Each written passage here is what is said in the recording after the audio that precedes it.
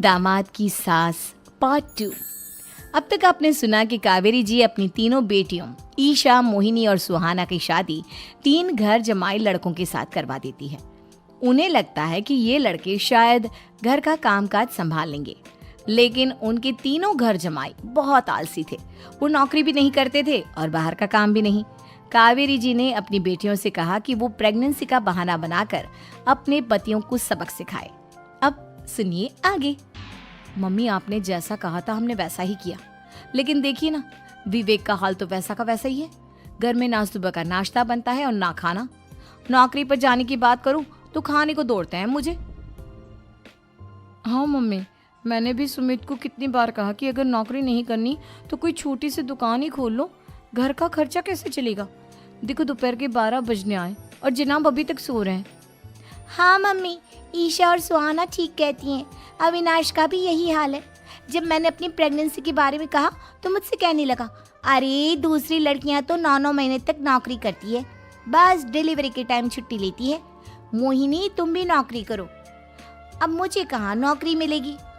Mummy बताओ अब मैं क्या करूँ।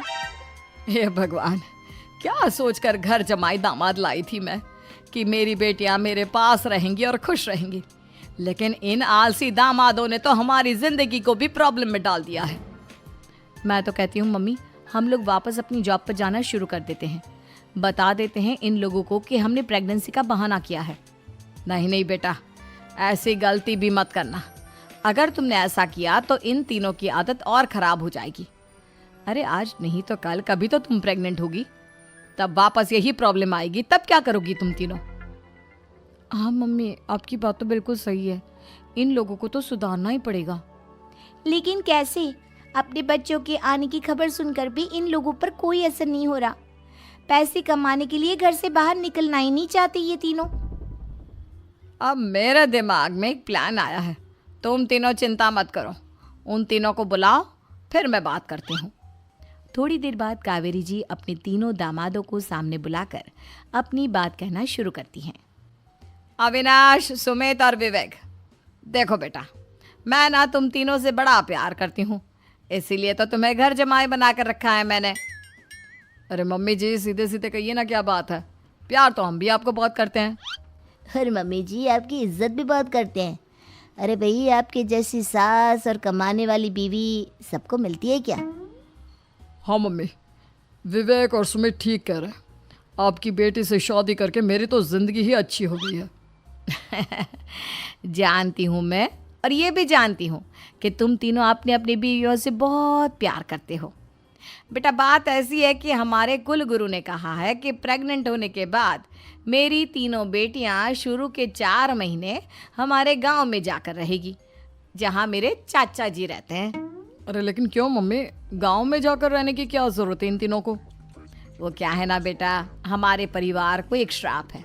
अगर मेरी बेटियों ने यहाँ पर बच्चा पैदा करने की कोशिश की तो उनके बच्चों को कुछ भी हो सकता है। इसलिए अब से लेकर 4 महीने पूरे होने तक इन्हें गांव वाले घर में रहना पड़ेगा। हाँ तो इसमें प्रॉब्लम क्या है मम्मी जी, हम भी वहाँ जाकर रहेंगे, पिकनिक बनाएंगे। अरे भाई, बीवी जहाँ हम भी वहाँ। हाँ यार, आइडिया तो बहुत अच्छा है। शहर की जिंदगी में रह रहकर परेशान हो चुके हैं, अब कुछ दिन गांव में बिताएंगे। तुम लोग समझने की कोशिश क्यों नहीं करते। तुम में से कोई भी वहां नहीं जा सकता, और मैं यहाँ रहूंगी ना तुम तीनों के साथ। 4 महीने की तो बात है, उसके बाद ये तीनों ही लौट कर आ जाएंगी। ठीक है मम्मी जी, अब हमारे बच्चों का सवाल है तो ये तो करना ही पड़ेगा। कावेरी अपनी तीनों बेटियों को कुछ दिन के लिए घर से बाहर कहीं दूसरे शहर में रहने के लिए भेज देती है। कुछ दिनों के बाद, अरे मम्मी जी, बहुत दिन से पिज्ज़ा नहीं खाया, मंगवाइए ना। क्या बताऊं बेटा, पहले तो बेटियां खर्चा दे देती थी क्योंकि उनकी नौकरी थी, लेकिन अब तो मेरे पास पैसे ही नहीं बचे। थोड़े बहुत पैसे हैं जो बच्चों की डिलीवरी में काम आएंगे। लेकिन मम्मी जी, आपकी बेटियों को वापस आने में तो अभी बहुत वक्त बाकी है। वही सोच सोच कर परेशान हो रही हूँ। सोच रही हूँ कल से दूध भी बंद करवा देती हूँ। अब दूध वाले को देने के लिए पैसे भी तो नहीं है ना। अरे नहीं नहीं मम्मी जी, अगर दूध भी बंद करवा दोगी तो मुझे चाय कहाँ से मिलेगी, और चाय के बिना मैं तो मर ही जाऊंगा। क्या करूं बेटा, इसके अलावा हमारे पास कोई ऑप्शन नहीं है। मेरे पास पैसे ही नहीं बचे।